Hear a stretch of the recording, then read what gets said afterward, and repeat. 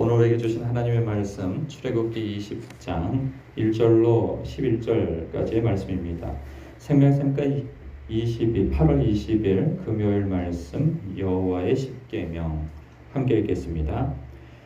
하나님이 이 모든 말씀으로 말씀하여 이르시되 나는 너를 애굽 땅 종되었던 집에서 인도하여 낸 내 하나님 여호와이니라.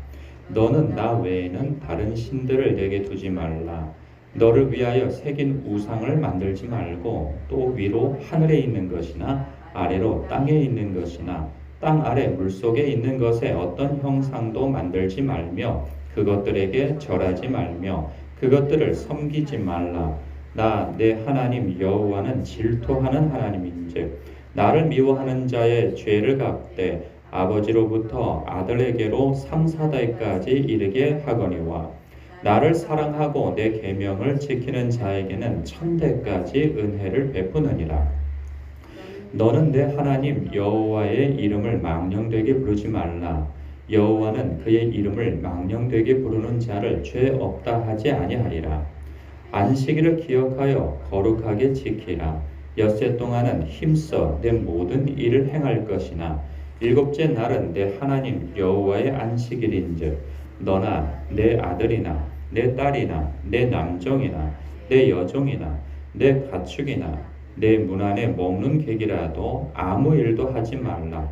이는 엿새 동안에 나 여호와가 하늘과 땅과 바다와 그 가운데 모든 것을 만들고 일곱째 날에 쉬었음이라.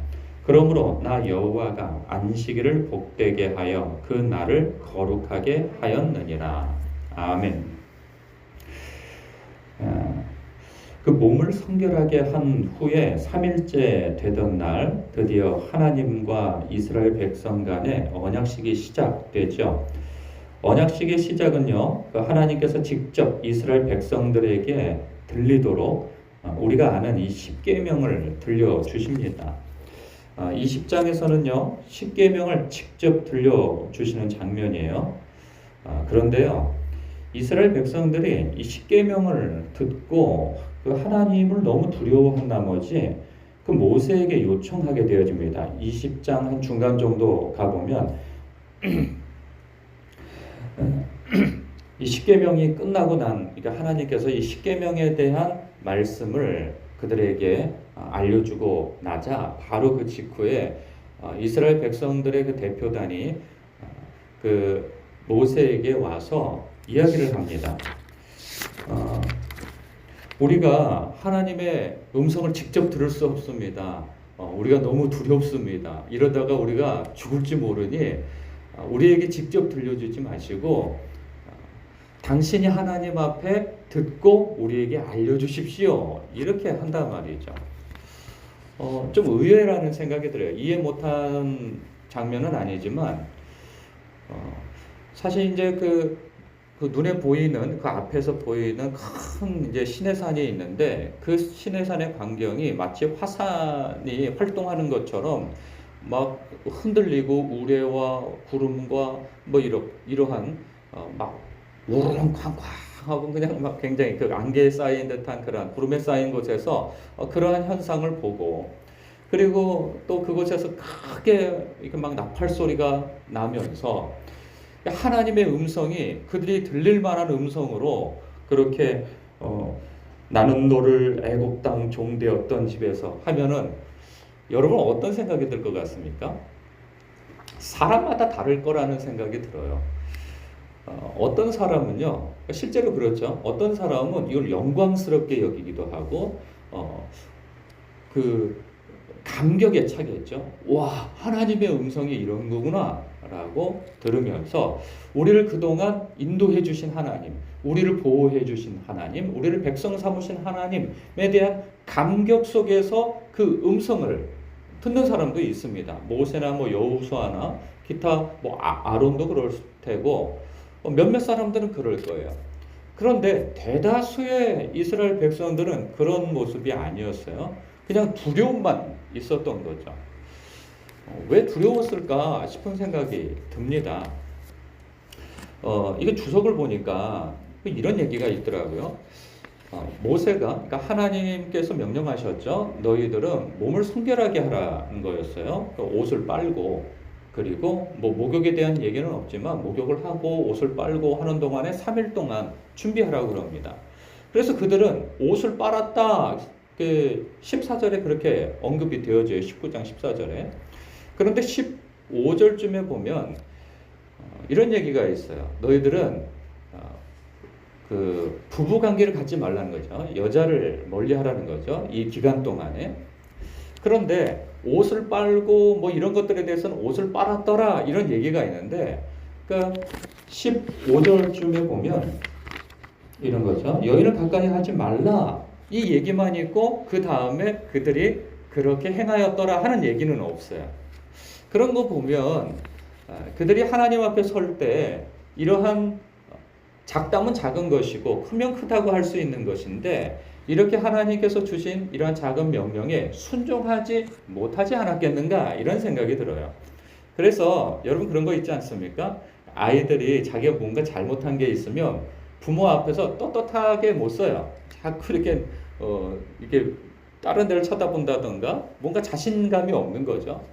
그런 것처럼 그들은 불과 아주 바로 얼마 전에 하나님께서 그들에게 모세를 통하여서 이제 언약을 체결할 것에 대해서 말씀하셨을 때 그들은 아주 자신 있게 이야기를 했거든요. 8절에 보면 19장 8절에 보면 백성이 일제히 응답하여 이르되 여호와께서 명령하신 대로 우리가 다 행하리이다. 그래서 모세가 백성의 말을 여호와께 전하게 되어짐으로 인하여서 이제 언약식이 시작되어진 거죠. 근데 막상 언약식이 딱 시작돼서 하나님께서 그들에게 당신이 여호와이신 것과 그들에게 베푸시는 은혜를 말씀하시고, 그리고 이제 너희들이 지켜야 할 2절에 보면 이런 거죠. 나는 너를 애굽 땅 종되었던 집에서 인도하여 낸 내 하나님 여호와다 라고 하는 부분에 있어서 내가 너희들에게 약속하고 너희들을 지키겠다고 하는 그런 모든 약속의 말을 내가 너희들 지켜본 바대로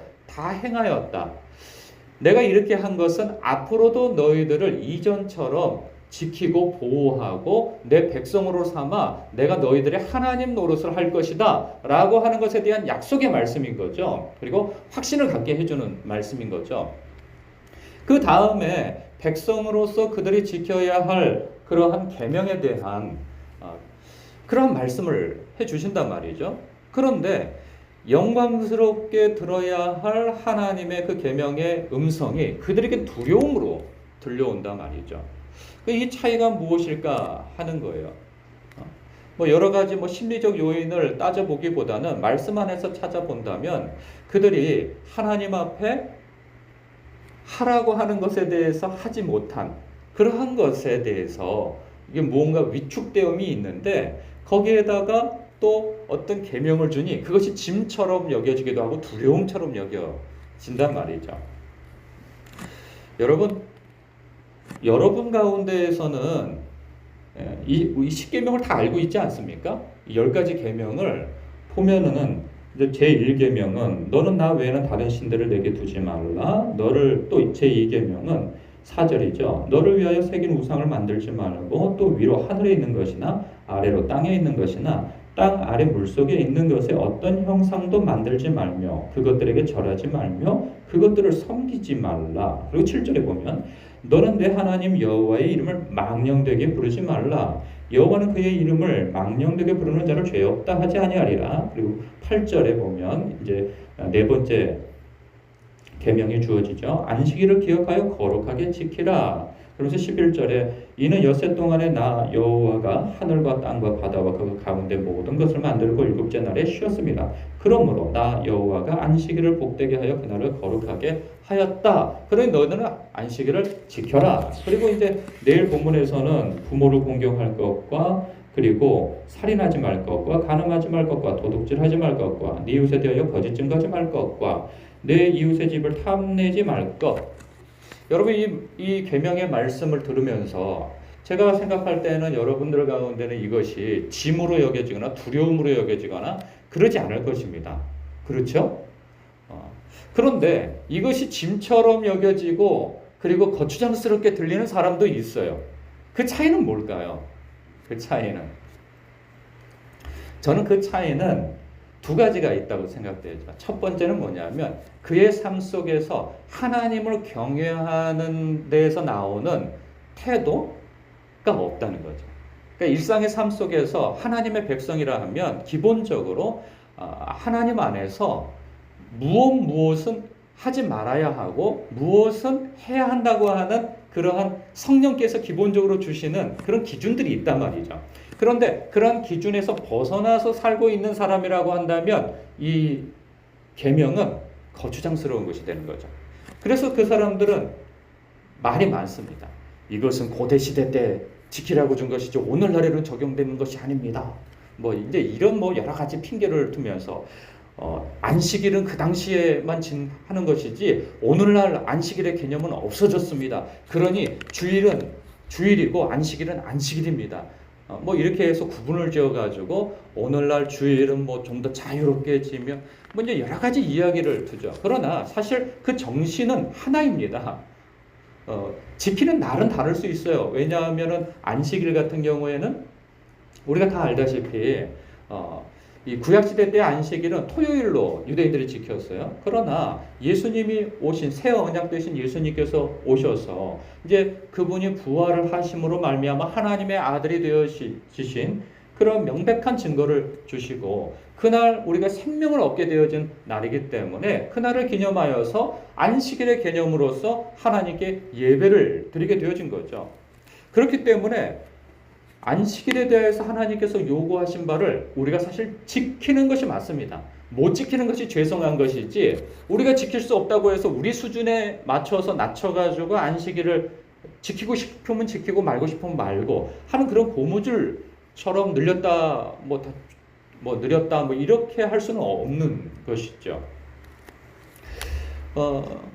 우리의 삶 속에서 하나님 앞에 떳떳하지 못한 것이 있다면 하나님의 말씀은 늘 거추장스러운 것으로 있는 것이죠. 그리고 또 하나, 나를 향한 하나님의 사랑과 은혜를 이해하지 못하고 알지 못한다면 그것 또한 역시 하나님께서 이렇게 하라 저렇게 하라 하는 것은 역시 부담과 짐으로밖에 들려지지 않는 것이죠.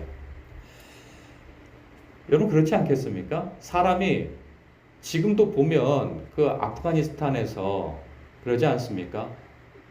우리는 율법대로 통치를 할 것입니다. 그래요.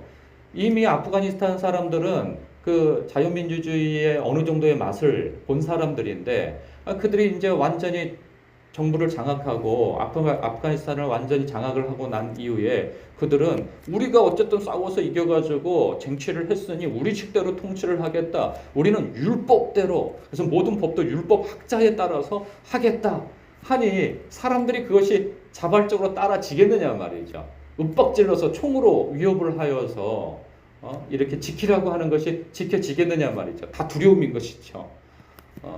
그러나 하나님의 사실 이거는 적절하지는 않아요. 그 알라와 여호와 하나님과는 전혀 다른 신이기 때문에 그것과는 사실 적절하지 않지만 그러니까 이러한 율법 하나님께서 하나님의 백성들에게 요구하신 이것은 기본적으로 하나님의 백성이 지켰을 때 그들의 삶의 행복과 영생이 주어진 것이고 우리 사람 하나님의 백성 편에서 좋은 것이기 때문에 이것을 주신 것이고 그리고 하나님께서 우리를 향하신 하나님의 그 크신 사랑과 은혜를 생각한다면 기쁨으로 지킬 수 있는 그러한 계명이 되어지는 것이죠. 그런데 우리를 향한 하나님의 사랑과 은혜를 알지 못한다면 10가지 계명이든 이 이후에 10가지 계명 이후에 세부 계명들이 나옵니다. 이것을 지킬 수 없는 거죠. 그냥 두려움의 조항일 뿐인 것이죠. 그래서 이스라엘 백성들은 사실 아직 마음의 준비가 안 됐다는 생각이 듭니다. 왜냐하면 이 언약식을 체결하고 난 이후에 얼마 되지 않아서 채 한 달도 지나지 않아서 모세가 금방 내려오지 않는다고 하여서 황금송아지를 첫 번째, 두 번째 계명을 이 세 번째 계명까지도 다 어겨버리잖아요. 그런 면에 있어서 우리가 오늘날 우리는 이 십계명에 대해서 이거 지켜야 돼, 저거 지켜야 돼. 이러한 의지의 발동도 중요하지만 첫 번째로 중요한 것은 저는 2절이라고 생각되어집니다. 나는 너를 애굽 땅 종되었던 집에서 인도하여 낸 내 하나님 여호와이니라 라는 거죠. 하나님께서 나를 향하신 얼마나 큰 은혜를 베푸셨는가. 우리가 죄인 되었을 때, 원수 되었을 때, 약할 때 우리가 허물과 죄로 죽었던 자이며 우리는 우리의 죄대로 살아가다가 영원한 멸망에 떨어질 그런 운명에 처해진 사람이거늘 하나님께서 나를 아끼시기 위하여서 아들도 아끼지 아니하시고 십자가에 내어주셔서 이제는 하나님의 백성으로, 자녀로 부름받게 되어진 거 아니겠습니까? 그럴 때 예수님께서 우리에게 주신 계명은 이 계명을 이렇게 정리를 하여서 첫 번째 계명이 무엇이냐? 내 마음과 뜻과 의지를 다해서 주 하나님을 사랑하라. 그리고 그처럼 내 이웃을 내 몸과 같이 사랑하라 하신 말씀 아니겠어요? 사실 결론적으로 말씀드리자면 이 십계명을 지켜야 하는 것이죠. 그러나 그 지키는 동력은 어디서 오는가? 나를 향한 하나님의 사랑에 감격하고 그 은혜에 빠져들 때 이 계명은 자연스럽게 순종되어진다 하는 것이죠. 오늘도 여러분 사랑하는 하나님을 향하여서 우리를 향한, 나를 향한 하나님의 그 크신 사랑이 무엇인지 곰곰이 묵상하시고 이 계명의 말씀을 다시금 읽으시며 묵상하여 내가 놓친 것이 이런 거구나 생각하며 지킬 수 있는 여러분 되시길, 점검하시는 하루 되시길 주님의 이름으로 축복합니다. 기도하겠습니다.